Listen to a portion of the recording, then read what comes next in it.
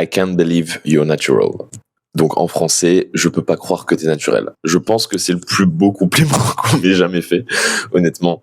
Il y a quelques temps, j'ai un pote, un gars qui est venu à Bali, que j'ai rencontré, qui est qui est un danseur et qui s'entraîne dans la même salle que moi. On est devenus pas mal potes.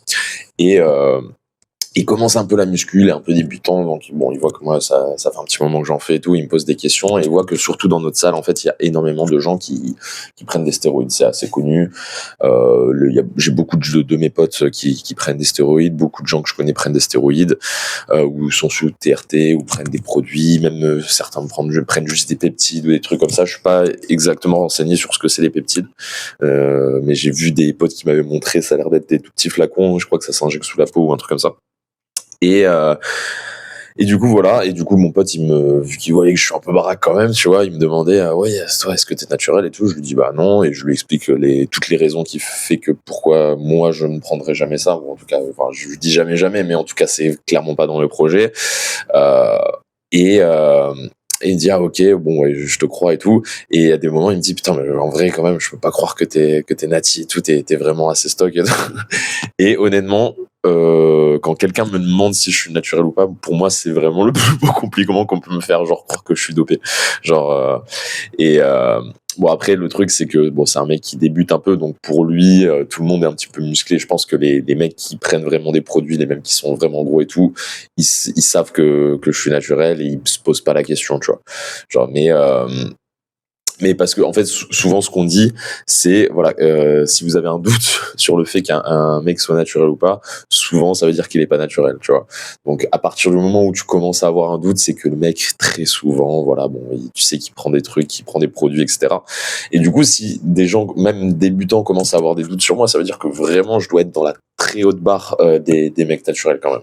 Et du coup ouais, ça me fait plaisir, c'est vraiment un des plus beaux compliments que j'ai reçus. Après je pense que le compliment au-dessus, pour un mec natif, ça doit être qu'un mec dopé te demande si t'es dopé, si t'es naturel. Ça, là, je pense que, mais bon, en vrai, ça doit arriver au top vraiment 0,001% des mecs naturels, tu vois.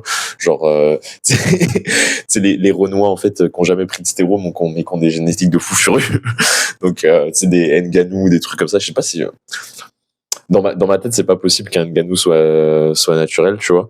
Mais je me dis que c'est tellement, genre, une force de la nature, un truc génétique de fou, que c'est pas impossible, tu vois. Mais bon, bref. Et voilà, honnêtement, je pense que c'est le plus beau compliment que vous pouvez faire à un mec. Et, et d'ailleurs, dans les dernières semaines, là, c'est vrai que beaucoup de gens m'ont dit putain, oh, you look big, you look shred. Enfin, beaucoup de gens, du coup, m'ont dit que mon physique avait pas mal évolué, alors que c'est des gens qui me voient tous les jours à la salle, qui me disent putain, aujourd'hui vraiment t'as l'air massif, t'as l'air costaud et tout, ton physique il est bien. Et je reçois beaucoup de compliments sur mon physique actuellement dans les dernières semaines là. Et je sais pas exactement à quoi c'est dû, parce que j'ai pas spécialement changé mon programme d'entraînement ou quoi que ce soit, enfin je m'entraîne pas différemment. J'ai peut-être une meilleure hygiène de vie, c'est vrai que ça fait un moment que je suis pas sorti, que je me suis pas couché tard, que j'ai pas bu d'alcool, etc. Ça va faire peut-être plus d'un mois que je me suis pas couché, si peut-être après minuit c'est possible, mais peut-être plus d'un mois que je me suis pas couché après 1h du mat. Ouais, souvent des fois quand je vais à la danse, je peux dépasser un petit peu minuit, mais en vrai c'est très rare. Et ça fait un mois que j'ai pas touché une goutte d'alcool aussi, et un mois que j'ai pas. Si je mange, je sais pas, j'appelle même pas ça un cheat meal, tu vois, mais je mange des burgers le vendredi. Généralement, j'ai un resto qui font des bons burgers, et le vendredi ils font une promo. Du coup, le vendredi généralement c'est burger. Je me trappe 3 burgers là-bas, mais sinon le reste du temps je mange clean de fou. Euh, et voilà. Et puis même manger des burgers, je trouve pas ça incroyablement mauvais en fait. Ouais, si c'est pas le best, tu vois, faut pas que je fasse ça tous les jours, mais en soi ça va. Genre j'ai une alimentation clean, je bois plus d'alcool, je m'entraîne tous les jours, mon sommeil ça va, j'ai toujours un petit peu, enfin, à Bali je me dors un tout petit peu moins bien qu'en France, hein, quand même, je me réveille assez souvent, mais globalement ça va, quoi. Je dors, j'ai au moins 7 heures de sommeil minimum sans me réveiller, quoi. Mais c'est vrai que mon sommeil il est pas parfait ici. Je sais pas à quoi c'est dû, à la chaleur ou quoi. Il y a aussi énormément d'orages en ce moment parce que c'est la saison des pluies à Bali, et il y a des orages qui sont vraiment violents. C'est-à-dire que même en mettant les boules qui etc., j'entends quand même. En fait, ça fait vibrer ma chambre et du coup, pour dormir, c'est pas le best non plus. Et donc voilà. En fait, je suis assez content de mon physique actuellement parce que je reçois beaucoup de compliments dessus, dont celui-là que je trouvais assez marrant, que j'avais envie de vous partager.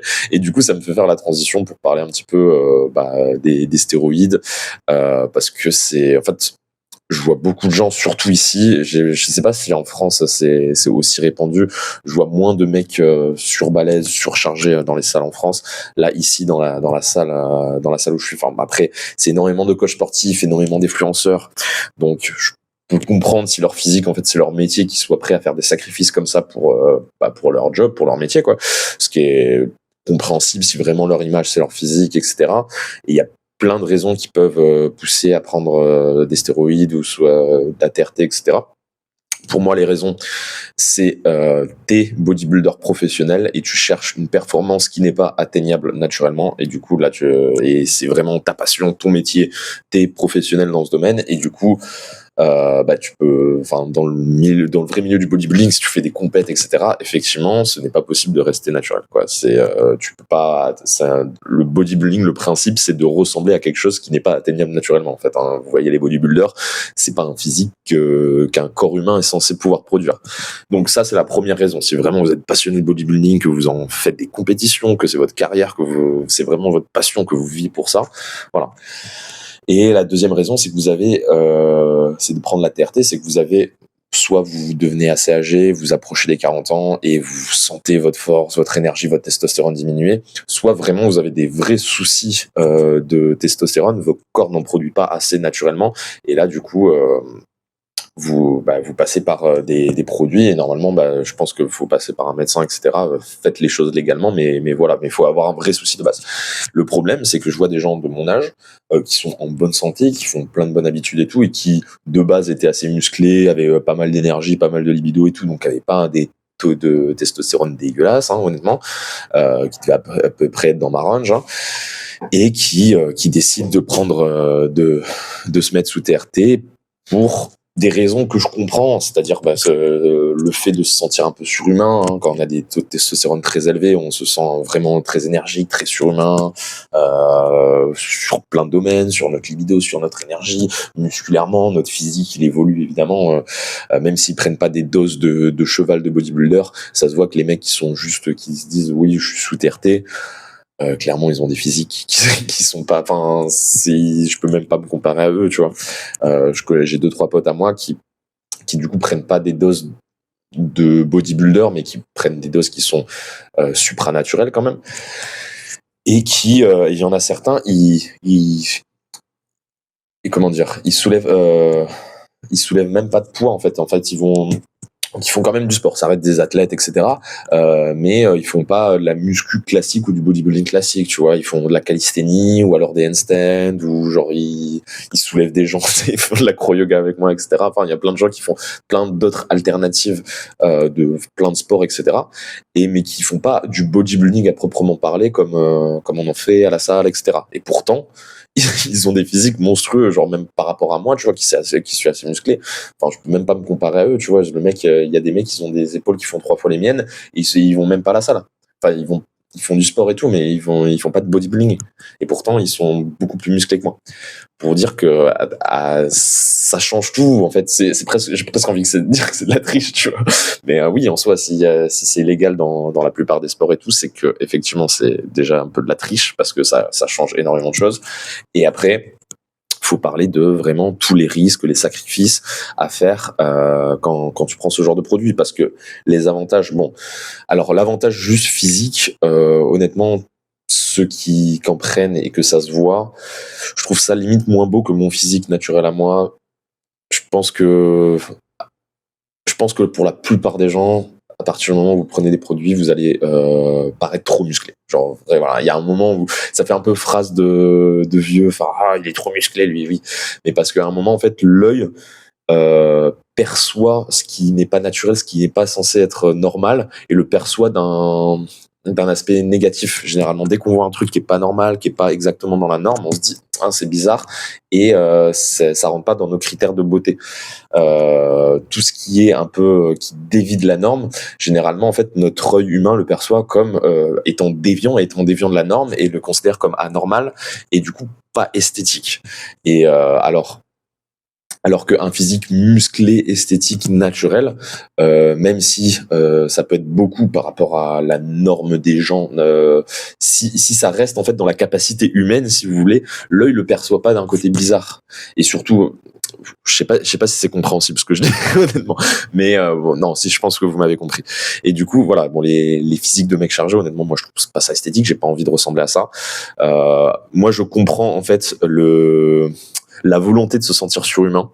Et c'est pour ça, moi, que j'essaye d'augmenter ma testostérone, mais de manière naturelle, c'est-à-dire en faisant des bonnes habitudes, en mangeant bien, en dormant bien, en limitant ma consommation d'alcool ou en arrêtant l'alcool totalement, en faisant plein de trucs que j'explique dans d'autres vidéos, et je ferai même d'autres vidéos sur le sujet, sur la testostérone, parce que déjà, je trouve ça super intéressant et c'est super important, même pour, outre l'énergie, le physique, la performance sportive, juste pour comment vous vous sentez mentalement, pour votre santé mentale, pour votre focus, pour votre énergie, pour ce que vous mettez dans votre business, etc., pour votre énergie mentale. Enfin, c'est important pour tout, en fait. C'est ce qui fait la vie, c'est l'hormone masculine de base. Donc, c'est vraiment ce qui vous fait vivre, en fait. Si vous avez des taux de testostérone éclatés, votre vie, elle est éclatée. Et donc, je comprends, en fait, ce besoin de se sentir surhumain, je le comprends totalement. Mais en fait, ça vient avec des sacrifices qui sont vraiment considérables. Notamment, moi, le point le plus important, c'est que je veux vraiment des enfants plus tard.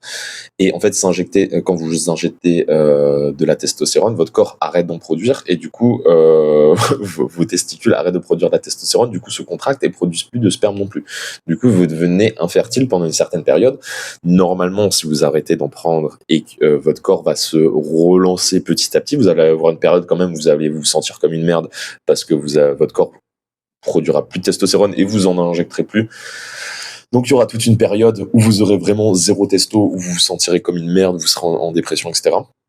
Selon si votre corps est en bonne santé, ça peut se relancer plus ou moins vite. Mais vous aurez quand même cette période-là, et ça va se relancer, mais c'est jamais dit que ça se relance bien, que ça se relance parfaitement, que ça se relance aussi bien qu'avant. Et pareil pour la fertilité. Donc il y a quand même des risques surtout si vous injectez des grosses doses, il y a quand même des risques d'infertilité, de devenir infertile. Alors j'ai parlé de ça avec du coup des mecs qui prennent des produits et ils me disaient que oui, alors il y a un truc qui s'appelle je sais plus le nom, mais qui en fait quand tu te l'injectes et que tu t'injectes de la testostérone qui te permet en fait de continuer à produire des spermatozoïdes si tu veux avoir des enfants en étant sous testo. Voilà, bon, je sais pas si ça marche, etc., mais apparemment c'est quelque chose de connu. Pour les mecs qui veulent avoir des enfants mais qui prennent de la testo, c'est quand même possible. Moi, j'ai quand même envie de dire que c'est risqué, c'est un risque que je veux pas prendre parce que je veux vraiment des enfants, c'est vraiment un but dans la vie. Et pour moi, c'est la première raison qui ferait que j'en prendrais pas. La deuxième raison, c'est que je tiens énormément à ma santé et évidemment, il y a des risques, il y a des effets secondaires, hein, il y a des risques de crise cardiaque. Alors, selon les doses que vous injectez, c'est plus ou moins risqué. Selon si vous le faites bien, conseillé suivi par des médecins, etc., il y a aussi, ça peut limiter les risques, mais il y a quand même énormément de risques sur ma santé et moi, je privilégie vraiment ma santé d'abord. Et surtout, une autre raison, c'est que je fais énormément de bonnes habitudes pour justement augmenter ma testostérone naturellement, c'est-à-dire que je privilégie mon sommeil, j'essaie de pas boire, je m'alimente bien, etc. Je prends le soleil, enfin, je prends des compléments alimentaires, je fais énormément de choses pour améliorer ma testo naturellement. Je me dis que si ma testostérone dépendait que de ce que je m'injecte, mais je deviendrais un putain de junkie en fait. Je ferais plus rien. Je me dis, ça sert à rien de dormir. De toute façon, j'ai de la testostérone dans tous les cas. Ça sert à rien de pas boire d'alcool. De toute façon, je vais avoir la même testostérone dans tous les cas. Ça sert à rien de bien manger tous les jours. De toute façon, ma testostérone va pas bouger. En fait, je pense que je ferais ça en fait. Hein. Si vraiment je me mets à manger de la testostérone, je commencerai à faire n'importe quoi et je deviendrai un putain de junkie. D'ailleurs, ça se retrouve chez énormément de bodybuilders, cet esprit-là, tu vois, et ils commencent à péter les plombs et à prendre tellement de trucs. Ils se disent, ah ben pour tel truc, si je me sens mal, je peux prendre tel truc. Ah ben si j'ai ça comme problème, je peux prendre tel truc. Et au final, voilà, on finit par s'injecter plein de trucs et rien faire, alors qu'on pourrait être juste en bonne santé naturellement sans rien prendre, en faisant juste en supprimant c'est même pas faire des bonnes habitudes, c'est plus supprimer les mauvaises qui est vraiment important en plus. Donc Donc voilà. Et une des dernières raisons, en plus, c'est que ça coûte, je crois que ça coûte cher. Hein. Je sais pas, faudrait que je demande exactement à mes potes combien ils dépensent par mois en ça, mais c'est un budget que pour l'instant j'ai pas. Et en plus de ça, ça nécessite du coup de se l'injecter vraiment dans le muscle, donc t'as des risques d'infection, t'as des risques de grosseur, t'as des risques par rapport à ça. Imagine tu touches une veine, etc. Donc voilà, en fait, c'est énormément de risques pour moi pour des récompenses qui sont pas intéressantes. Pour moi, là, il y a le risque et les inconvénients sont beaucoup trop gros. Et je faisais aussi cette vidéo pour essayer de sauver 2-3 personnes qui voudraient surtout débutantes, qui voudraient se jeter là-dessus et sauter les étapes. D'ailleurs, le pote qui m'a dit j'arrive pas à croire que t'es naturel et tout. À un moment, pareil, il me complimentait sur mon physique encore et tout. Il me disait, moi, je pense qu'au bout d'un moment, je vais prendre la drogue, je vais prendre des produits aussi parce que, et lui, il est vraiment débutant. C'est-à-dire qu'il fait pas encore trop de muscu. Il a un physique qui est pas encore terrible, mais c'est normal parce qu'il va pas à la muscu tous les jours. De base, lui, c'est un danseur. Donc, d'ailleurs, il danse extrêmement bien. Mais voilà, il est pas musclé, il est pas, parce qu'il fait pas de bodybuilding, il va pas à la muscu tous les jours. Et en fait, je me dis, putain, mais s'il y a des gens comme lui qui vraiment sont débutants et qui pensent directement, on leur a mis dans la tête que si tu veux avoir un beau physique, faut que tu prennes des stéroïdes dès la première année que tu fais de la muscu. Je me dis, mais enfin, il y a du travail à faire en fait. Tu vois, je pense qu'il y a encore beaucoup de gens qui pensent comme ça. Et si je peux sauver 2-3 mecs qui se disent, je veux dire, non, les gars, vous pouvez avoir vraiment un physique esthétique, genre naturellement, un physique qui est esthétique et qui est fonctionnel. C'est-à-dire que moi, tu sais, je fais pas que du bodybuilding. Je vais à la salle, mais je fais de la danse, je fais des sports de combat. J'ai un corps qui est fonctionnel. Tu sais, je sais faire des muscle-up, je fais de l'acro-yoga, je sais soulever des gens, je fais des handstands, je suis assez souple, je fais du stretching. Là, ce matin, je suis allé faire du paddle. Enfin, je fais plein d'activités. Je fais même du surf. Et j'ai un corps qui me permet de faire tout ça, en fait. J'ai un corps qui est en bonne santé, mes articulations, elles sont en bonne santé. J'ai un corps qui a de l'énergie, etc., et qui me permet de faire toutes ces activités et naturellement sans prendre de produits. Et je pense que d'ailleurs, les débutants qui vont se jeter sur ce genre de truc, si au bout d'un moment ils arrêtent, ils n'auront plus d'énergie, ils n'auront plus rien. Et ok, alors peut-être ils seront un peu plus musclés que s'ils avaient jamais rien pris, mais au final, en fait, leur corps il pourra plus rien faire, ils auront plus d'énergie parce qu'ils auront eu ce sentiment de se sentir surhumain pendant un moment. Et à partir du moment quand ils vont se redevenir normaux ou même un petit peu en dessous de la norme d'où ils étaient, mais en fait, ils auront plus envie de rien faire, ça va devenir des locs. Et plus tous les sacrifices qu'ils auront fait sur leur santé. Et c'est terrible. Et du coup, s'il y a 2-3 personnes qui hésitent, surtout des personnes assez jeunes, hein, bon, mon pote, il est quand même assez vieux, il a la trentaine, hein, je pense, il a 29-30 ans. Mais surtout s'il y a des personnes, parce que je sais qu'il y a des personnes qui vont vraiment début de vingtaine et qui se posent vraiment la question. Et là, si je peux vraiment en sauver quelqu'un et vous conseiller de juste jamais toucher à ça et de même pas y penser, genre, voilà, si cette vidéo peut avoir au moins cet objectif, je serai content. Voilà. Bon, voilà, c'est tout pour cette vidéo. Je l'ai fait un peu longue. Là, je crois que je suis à 18 minutes. Et je vous souhaite une bonne journée. Bisous.